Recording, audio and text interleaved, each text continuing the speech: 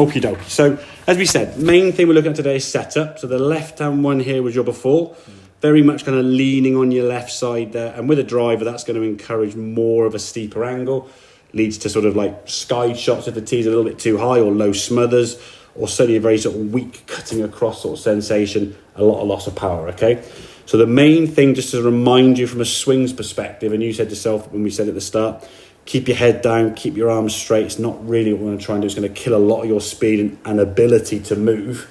So we need to allow joints and limbs to move, okay? This left-hand one was your before swing, so you're very much stuck on your left side, not really going back very far because you couldn't really create much of movement because you're very locked and stiff as you come back.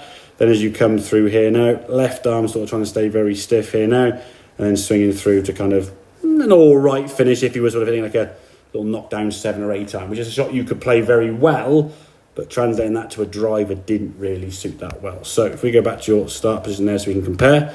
This one on the right now is your kind of after movement where you sort of start with your feet behind the ball.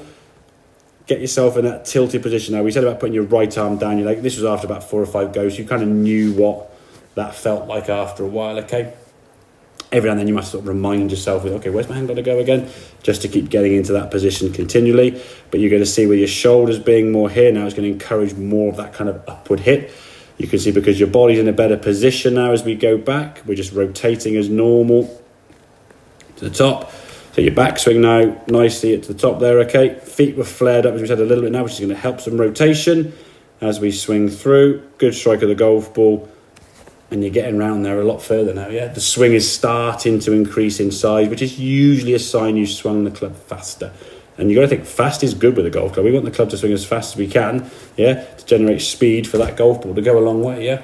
But if joints and limbs are locked in position and your head is down and your arm is straight, it's very, very tough to create any kind of speed at all. So you become very good at these low punch shots and bunty shots, but to try and unleash a bit of speed to that club with a driver, very difficult, okay? So focus on that from a mirror's perspective, yeah? Getting yourself tilted behind the golf ball.